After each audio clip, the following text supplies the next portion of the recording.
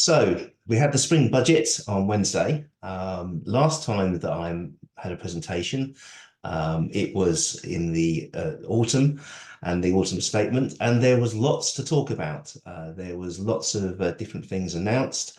Um, the spring budget, in some ways, as somebody said on the radio, was almost a bit of a firework going off at the end of the presentation, where everybody had gone home and it was just a bit of a damp squid. But there were some things that we can talk about, and some things that we ought to just discuss.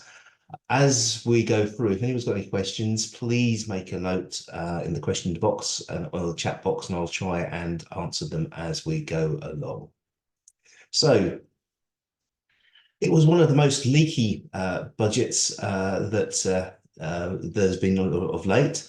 The papers were full of what was going to happen, the 2p giveaway. Some papers and some commentators are seeing it as a bit of a tax cut and a gamble to win election voters over.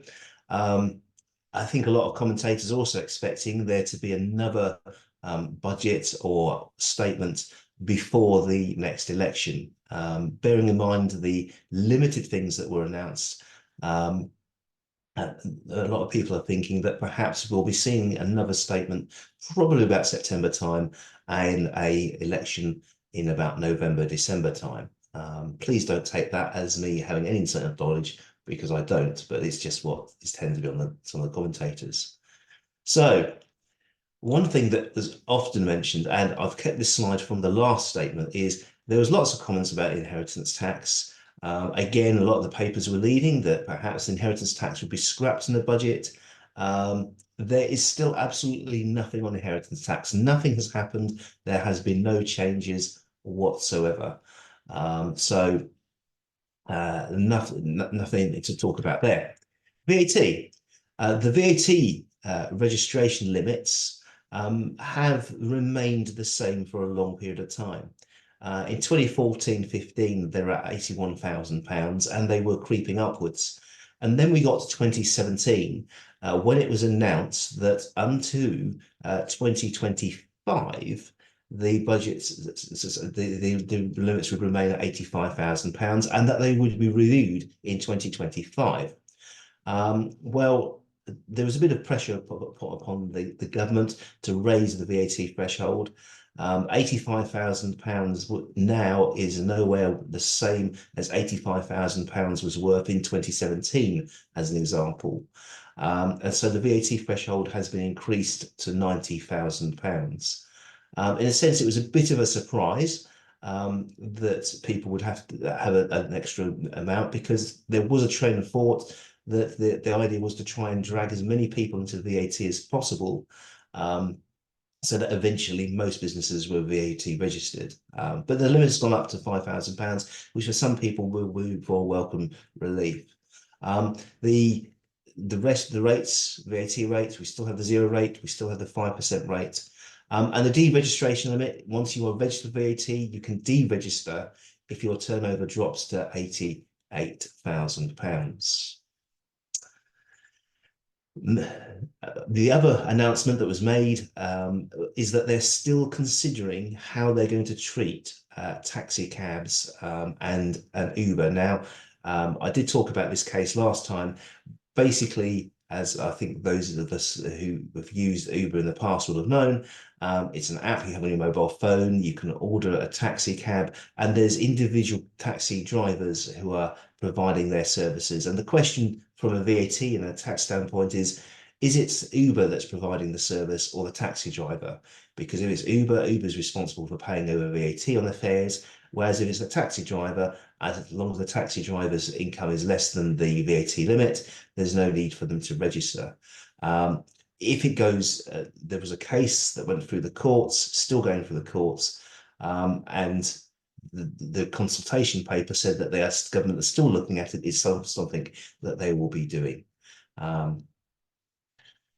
Income tax. Income tax, there was no great surprises. The limits remain exactly the same as what was announced in the autumn statement.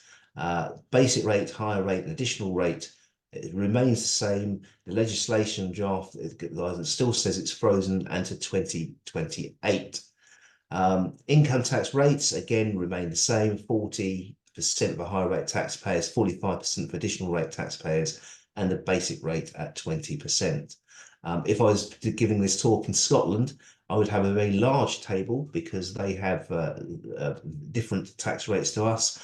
In fact, they're going up to 48% at some cases because they want to make their system, quote, progressive.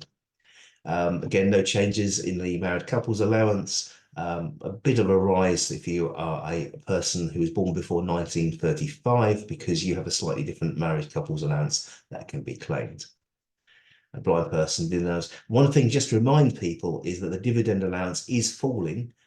It wasn't announced before, but it is falling from the 6th of April. The dividend allowance at one point was as much as £5,000. In the tax year that we're now in, the dividend allowance, that's the amount that you can receive on dividends free of tax, is £1,000. And then it's fallen to £500 from 24-25.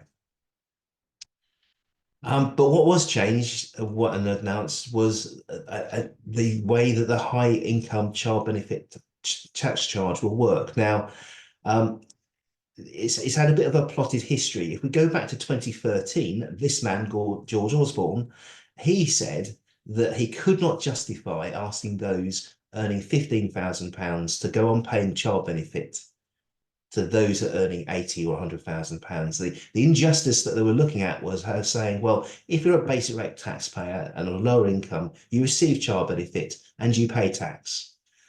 And why should people who are earning 80 or £100,000 receive child benefit? It's not fair that the higher your income is, you still receive the same amount of child income benefit.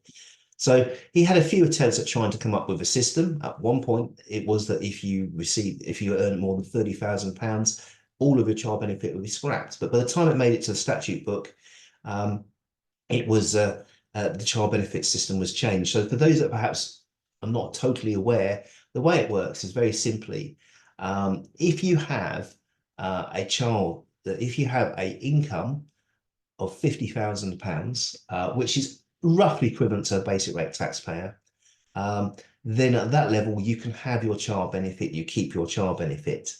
When your income goes to above £50,000, then you have to pay back 1% of your child benefit for every £100 that you've received between £50,000 and £60,000. So the idea being is that at £50,000, you keep all your child benefit.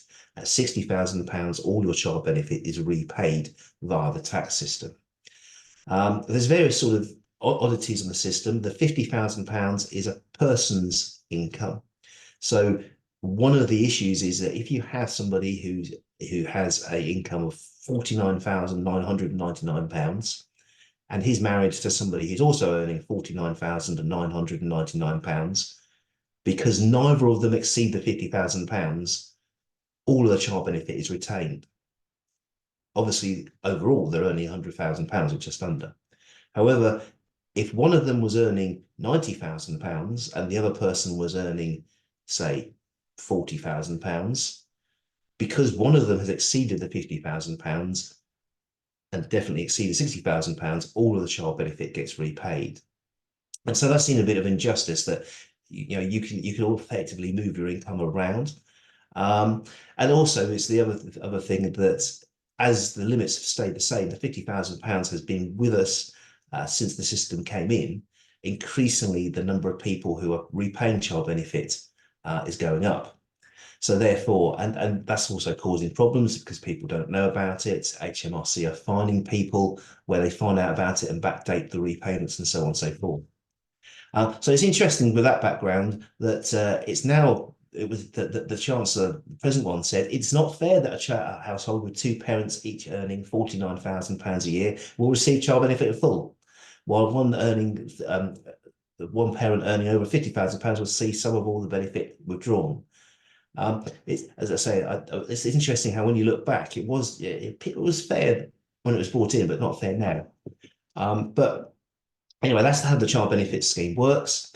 So what have they announced? Well, what they're announcing is that from the 5th of April, 6th of April this year, the threshold at which you repay the child benefit will not be at £50,000, it will be at £60,000. The second change they're making is that whereas £1 is repaid for every £100. So basically, at the moment, £50,000 you get it, or a full £60,000 you don't get it at all.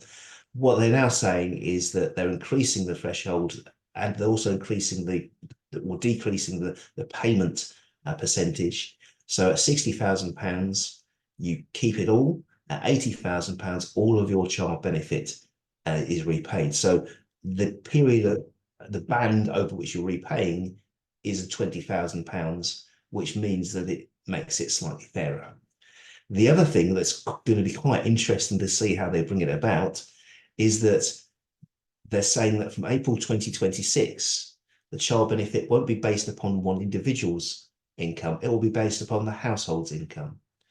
Now, those of us are old enough to remember when independent taxation came in, and the whole concept was that everybody was responsible for their own tax affairs, that you didn't have a household tax return, you didn't have a husband-wife tax return in future, it's going to be everybody on an individual basis. This is almost turning the clock back and saying that somehow HMRC are going to have to know about a household's income. Now, if we complete a tax return for the husband, but the wife doesn't complete a tax return or does her own, for example, we will have to know what her income is, or HMRC will have to tell us what her income is. It's very easy for the politicians to say this is what they want to do. Already people are saying, well, actually, how will this work in practice? And April 26 is not that far down the road in terms of tax and legislation. Will they really have a system in place that by April 26 they will have the income by a household basis? I don't know the answer to that question. Interestingly, making tax digital, which we could talk about another time, that comes in round about that time. So maybe there's a hint of how they're going to get hold of the information. I don't know. Any questions on those changes before I move on? Okay.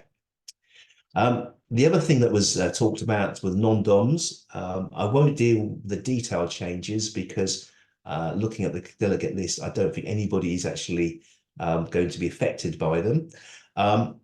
But just to explain what they're talking about. So if you have somebody who has been living abroad and has been born abroad, but they come to live in the UK, they may have a domicile elsewhere. So the way you could explain it is, let's say, for example, you were born in Australia and you married somebody who lives in the UK, and you say, well, I'm going to come and live in the UK. I'm going to base myself in the UK, but actually, when we get older, I want to return to Australia. The word I use is, well, where's your heart? What country is most important to you? That person would probably have an Australian domicile because they still are attached to Australia. They're born in Australia and they intend to return to Australia. So it's those sort of people. There's been a whole load in the press about how they have special tax treatment. And in fact, the special tax treatment, if you trace it back, goes back to the days when we were establishing ourselves overseas and the British Empire. And the idea was that if you took over the empire, you wanted to encourage some of the wealthy people to come back to Great Britain. And the system that was in place was that they could choose to be taxed on their UK income only, and then pay a penalty tax, as I refer to it, which goes up the longer they're in the UK. So they would come to the UK and they would say, well, okay, either I'll pay UK tax on my worldwide income, just like you and me. Alternatively, what we'll do is we'll say, well, I won't pay tax on my foreign income. I'll only pay tax on my UK income.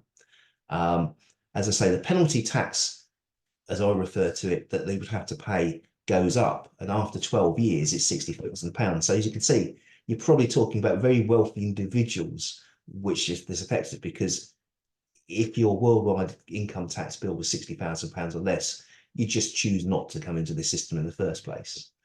But anyway, they're doing away with it. And but like everything, it's going to be complicated how they move to it. But they have to bring in a new system. And so what they're saying is from April 25, this old system that we're talking about will be gone. Now, actually, the new system is slightly fairer in that what it will say is that it doesn't matter where you were born, it doesn't matter about your background.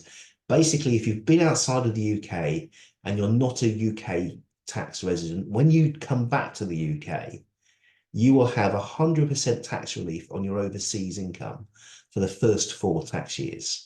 So that means that anybody who leaves the UK, leaves the UK tax system for a while and comes back, when they come back, they will only pay tax on their UK income for the first 4 tax years.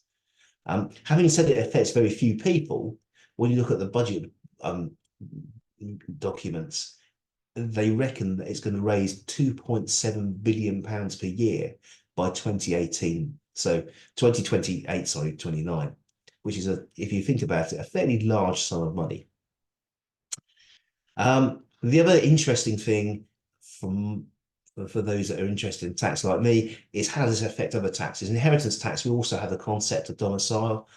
Currently, you're taxed in the UK if you have a UK domicile on your UK assets and your worldwide assets. If you've got a non-dom status, then you're only taxed on your UK assets if you were to die. And that exemption applies if you have been outside of the UK for 15 out of 20 years. Or conversely, if you live in the UK for 15 out of 20 years, you become on a worldwide basis. Well, there's lots of question marks about how these changes will affect inheritance tax. But the proposal is that if you live in the UK for 10 years, then you have to pay inheritance tax on your worldwide assets if you were to die, or if your estate will, and that you would have to have left the UK for 10 years after in order to escape that system. There was a bit of a release about training costs for the self-employed people, which I thought I would cover this morning. So just to clarify this, is there's been discussions about what training costs you can claim for as a self-employed. So HMRC they haven't changed the law, but what they've done is they've tried to clarify their guidance. So what they're saying is for self-employed people, and just to be clear, this is for self-employed people. If you're a limited company, there's slightly different rules. But if it's a self-employed person and it's the training for the individual, so that's the owner of the business, they've clarified the rules. Now, this is to stop owners of businesses saying, well, actually, I fancy going off and learning about rock climbing when their business is a newspaper shop. What has rock climbing got to do with running a newspaper shop? So basically the 3 points they've made is that, so first of all, where the training updates the existing expertise, the costs will be allowable and deductible. So I have a tax partner, I have to keep my tax training up to date. And so what the guidance says is, if I go off and do a tax course as a self-employed person, I can actually claim those costs, which is self-explanatory. What they've also said in their guidance is that the cost of acquiring new skills to keep pace with technology and changes in practices will be allowable as long as they relate to existing businesses.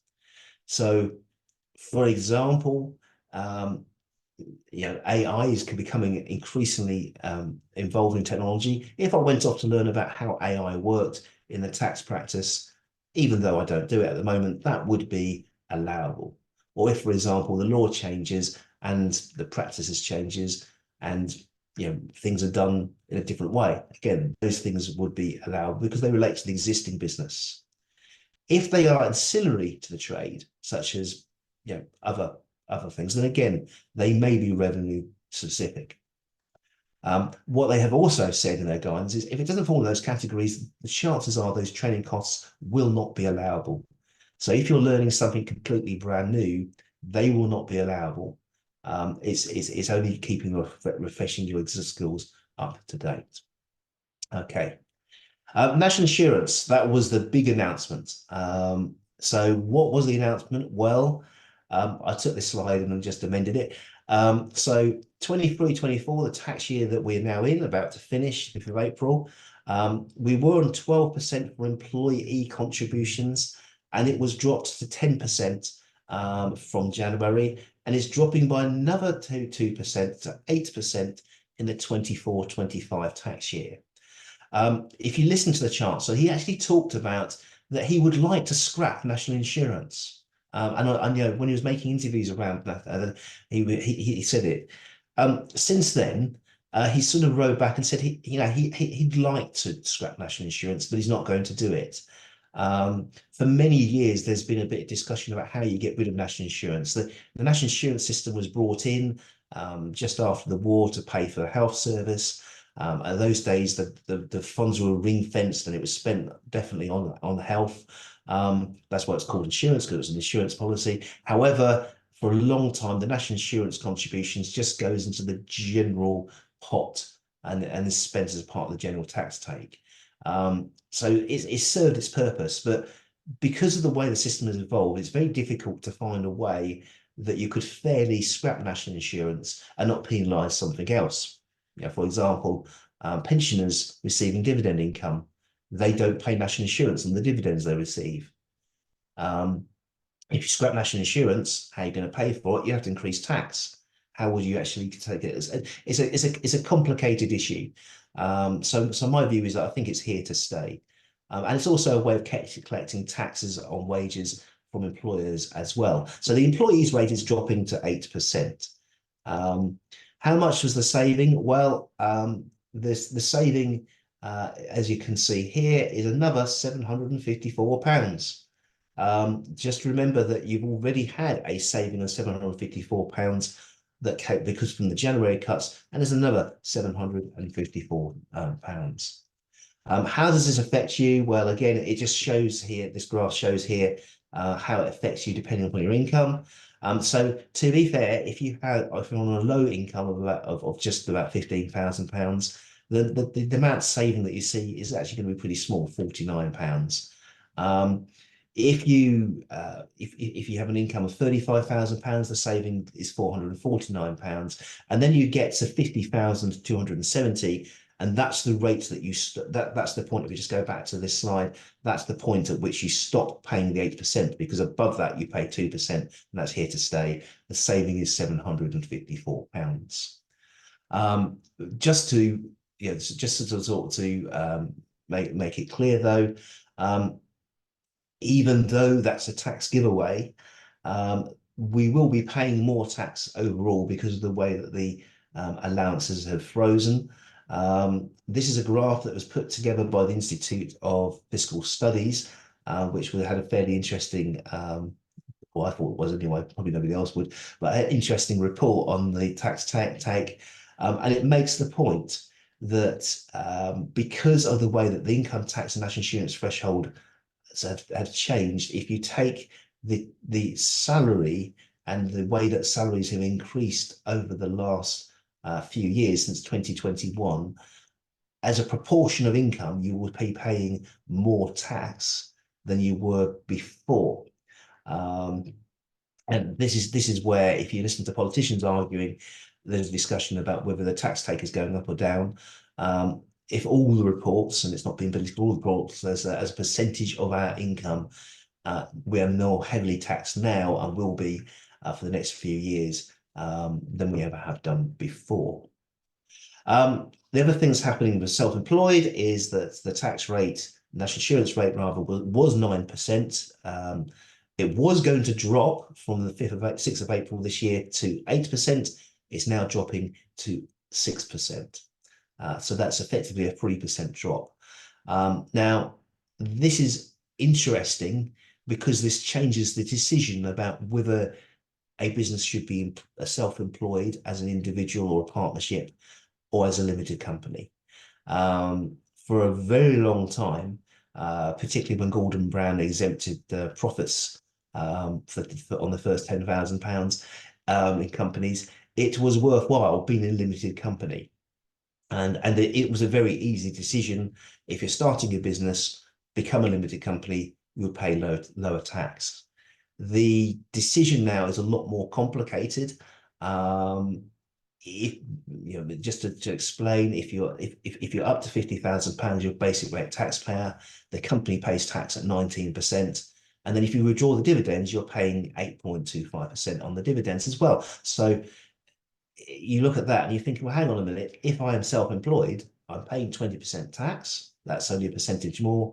And I'm paying 6% national insurance rather than the 8% dividends. And if you run the calculations for somebody earning less than £50,000 a year, actually, it is now marginally better to be self-employed. Once you get above £50,000, a limited company becomes more beneficial. However, the savings that you can achieve are a lot less than what they have been in the future. Now, that doesn't mean to say that being a limited company is a bad thing. There's other reasons why you want to be limited. You know, by definition, limited liability gives you limited liability if people wanted to sue you. It may be, as we were talking to a client the other day, that she's got other sources of income. If she was self-employed, she'd be paying 40% tax now.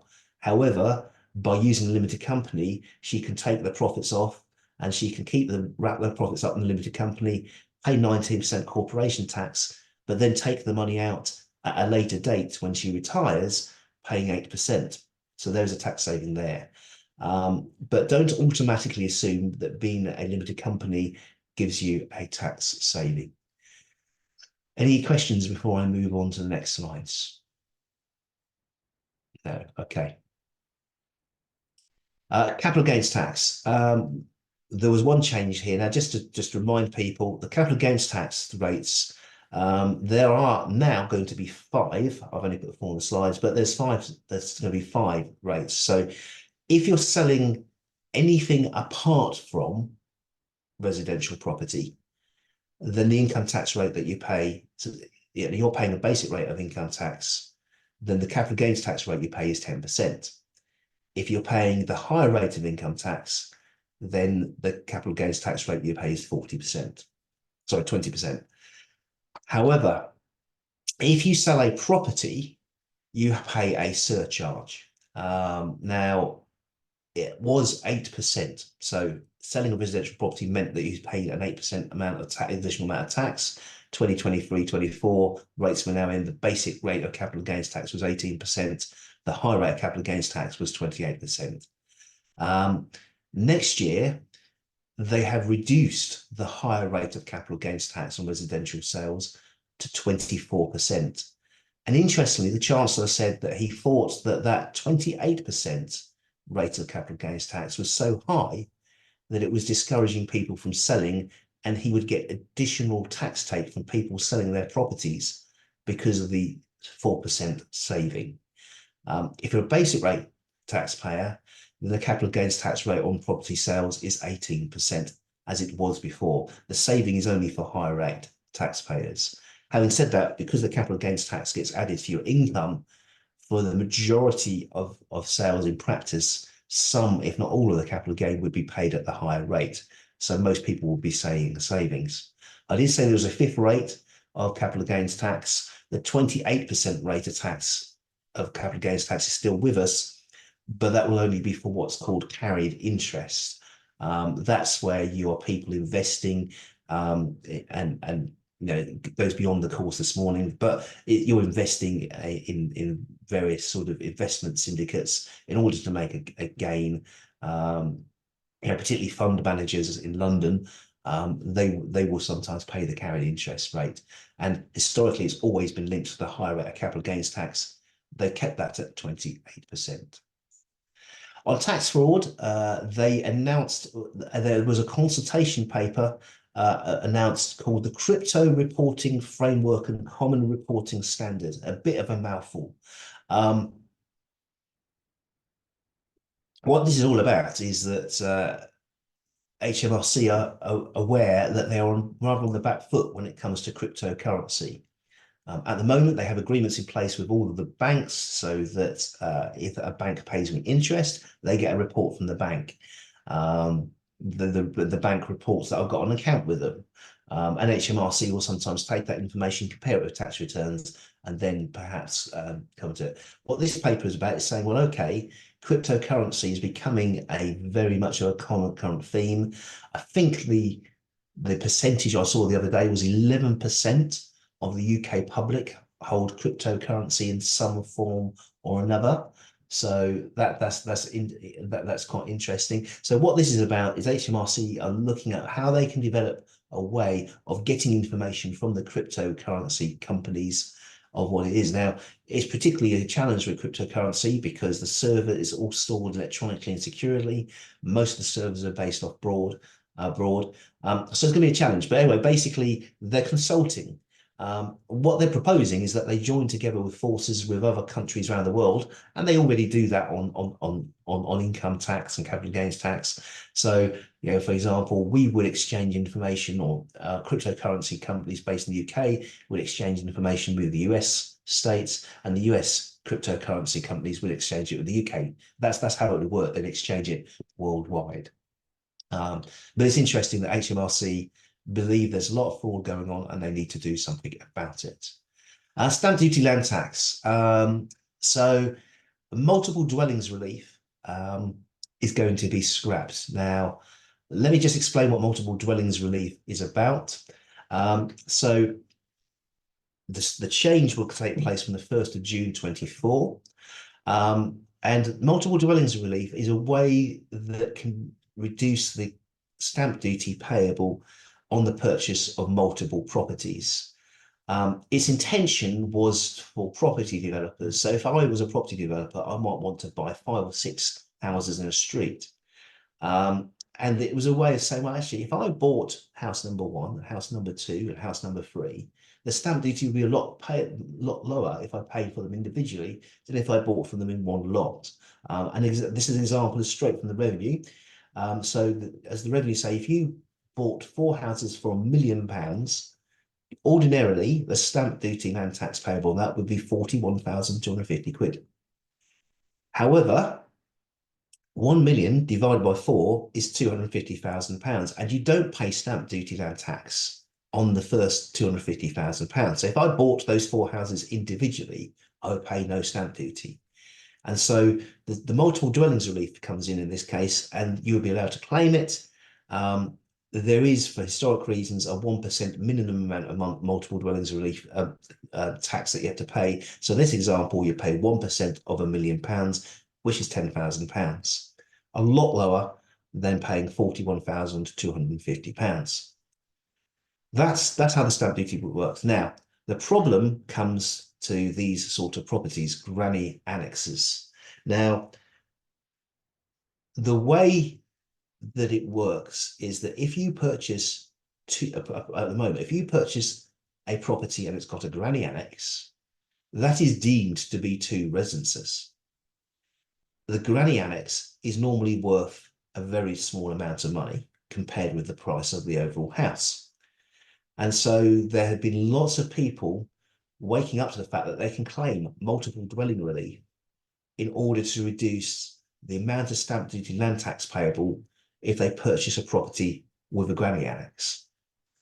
So much so there's what I refer to as ambulance chasers, where you will get letters from the blue from people saying, we've looked at your house and we believe that you can save a lot of stamp duty land tax. And there's been lots of cases going through the courts recently as to what makes a house, what doesn't make a house, is the granny annex sufficient that it's a house on its own, etc. To stop all this abuse, which is what it says in the budgets, they're scrapping multiple dwellings relief. That will raise £385 million, which is actually a very small amount in the overall scheme of things. But it's to stop this abuse. It's interesting that they reckon it won't affect property developers for whom it was originally brought in. They will carry on buying anymore, but it will raise definitely the amount of stamp duty land tax that is payable. As I said on the previous slide, it comes in for the 1st of June. If the contracts are exchanged before the 6th of March, then it doesn't matter when you actually complete. But if your contract's exchanged after the 6th of March, which obviously was budget day, then you got to the 1st of June to get the sale through. A furnished holiday lets. That was the other sort of major change that they announced. Furnished holiday lets, for those that don't know, that's a special way of allowing tax release to apply if you let a property as a holiday home. It has to be let for 105 days a year. But for example, on the South Wales Coast, Aldeburgh, you might have a property that you let out during the summer holidays. As long as it's let out for 105 days a year, it is kind of treated as furnished holiday let. Now, why is it important? What are the benefits that you have? Well, the benefits that you have is that it counts as earned income. If you make a pension contribution, you are limited to the amount of your earned income, so you can conclude furnished holiday lets. Capital allowances. If you spend money improving the property, furnishing the property, you can get capital allowances, you can get tax relief. It's taxed differently if it's not a furnished holiday let.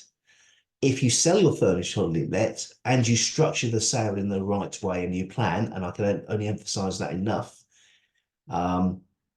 because if you plan it wrong, you don't get it. Rather than paying the higher rates of capital gains tax of 18 and what will be 24%, you can get away with paying 10% capital gains tax because of the special regime. If, for example, you're a farmer and you sell some farmland and you purchase a furnished holiday let, you can roll over, which means postpone the capital gain into the future. If you borrow money to buy the furnished holiday let, then you get full interest relief. If it's any other property, your interest tax relief is limited to the basic rate of tax. So furnished holiday let has had a number of advantages over the years. The other advantage, which applied at one point, was that furnished holiday let would apply for business property relief and not pay inheritance tax. They've sort of changed that through case law over the last few years. So that sets the picture. And basically, the Chancellor said that's all going to be gone from 6th of April 25. The justification for it is that people will buy these sort of properties for tax benefits, and that means that people can't buy properties and rent them out for ordinary residential purposes. But that'll be gone for 6th of April. A very small amount of tax will be raised, £245 million. And at the moment, HMRC are silent as to how you will move from being a furnished holiday let to an ordinary property. So, for example, the rules are at the moment that if you have a furnished holiday let, you'll claim tax relief on all the various pieces of equipment in the property. At the moment, if you move, so for example, I have a property and I stop letting it out on the coast for 105 days a year. I let it to one tenant throughout the year. That would no longer be a furnished holiday let. And in that case, what you would have to do is you'd have to work out the value of all the equipment that you've claimed allowances on and effectively pay the tax back. At the moment, you have 2 years to sell the property and still benefit from the 10% rate of capital gains tax. So it's very easy from the say it's gone. Will those things still apply? Interestingly, if you make a loss on a furnished holiday let, at the moment, the rule is you can only claim the losses against other furnished holiday lets. So if the property no longer qualifies as a furnished holiday let, then you lose the losses. Will that apply in this case? Because the government have changed the rules. I don't know, and we'll have to watch this space. A few other things, just as it was mentioned in the speech, I will just mention it as well. Theatre tax relief, orchestra tax relief, museum and galleries exhibition relief.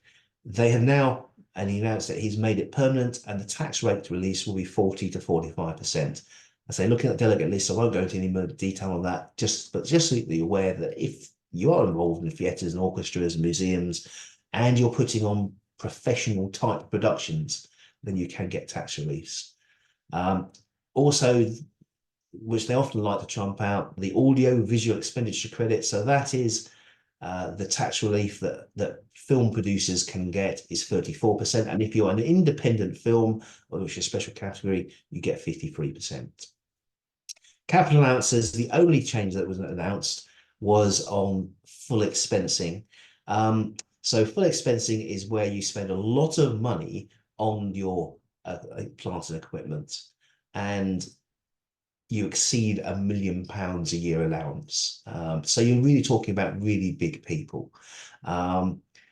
At the moment, the full expensing rules, which means the beneficial tax treatment, the full tax rate, does not apply if you lease the equipment. So, for example, a plant hire company, because they're leasing out the equipment, they can't claim full expensing. They get tax relief, but over a lot longer period of time. What was announced, which was in some ways expected, is that they will consult on changing the rules so that those sort of companies will be able to qualify for the relief in the future. Interestingly, it says it won't be brought in until the government feels that we can afford it, which is the most bizarre comment to have on a budget release. But that's what they're saying. So it will be consulted on, and it will come in. I would imagine it depends on how much pressure the leasing companies actually exert on the government. And my final slide, no, I've got two more slides, but yeah, so the final slide, penultimate slide, double cab pickups. It wasn't actually a budget thing per se, but the government, the HMRC did clarify this. So although it wasn't in the speech, but I will just mention it. So double cab pickups has been a bit of an issue from a tax issue. Is it a van or is it a car? If it's a van, you get beneficial tax treatment. The P11D benefits are a lot lower. You get full tax relief when you buy it. If it's a car, you don't. There was a few cases that have gone through the courts where HMRC have looked at what I call hybrid type vehicles. So, for example, a VW minibus type vehicles. And the court said, well, no, it's not a car, it's a van, or another case, it's not definitely not a car. So sorry, definitely not a van, it's a car. And if you followed that case to the letter, then it would mean that double cab pickups would not qualify as a car, particularly some of the newer ones that look very luxurious. So on the 12th of February, HMRC announced and changed their guidance so the double cab pickups would no longer qualify as vans for P11Ds, benefit and capital allowances. However, there was a lot of lobbying for government to the government from farmers. Same day as Rishi went and spoke to the NFU people. And on the 19th of February, HMRC said that they were not going to be changing the rules. What they have now said is they will change the law to make it clear that double cab pickups will still qualify as vans. So we have a degree of certainty that if you have got a double cab pickup and you're purchasing one, it will still qualify. The only question I have in my mind is how will they define a double cab pickup? Because you could put your money on it. The law won't say it's a double cab pickup. It will define it. At the moment, it's down on the payload. That might be they keep that definition. I don't know. But there was a fear that what they would do is just wake up and say, actually, we'll change the law so that double cab pickups no longer qualify as vans, and that they have actually said they will change the law so the double cab pickup will still qualify as a van. We expect to probably see the legislation on that either towards the end of this month or early April. That's when they normally release the detailed legislation. And then finally, ISAs, just to say that ISAs themselves have not changed, but what has changed is that the Chancellor announced that there will be a £5,000 additional ISA allowance, that's how I describe it, if you invest in UK equities. However, when you look at the actual budget releases, there's a consultation document which basically says, well, how's this going to work? What's a UK equity? Is it a UK company listed on the UK stock exchange? Is it a UK company listed in the USA? For example, you've got a company working and based in the UK, but they're listed in the States. Will that qualify? Conversely, if you use the stock exchange definition, if you have an overseas company listed on the UK stock exchange, will that qualify? So there's lots of questions about how this will work, how it will qualify, and also they're saying, how will this work in terms of the in terms of the providers? Will they be able to manage it? So yeah, that's to come. But it is a useful reminder that the ISA allowance is £20,000 a year, and so if you haven't used it by the 6th of April, you lose it. So if you it's a way of investing your money so that in a tax-free environment. So perhaps try and use it now. So that's basically all I wanted to cover this morning. If there is any questions, I will hang on for a couple of minutes. Otherwise, can I say thank you very much for joining. Thank you very much for your time. Thank you.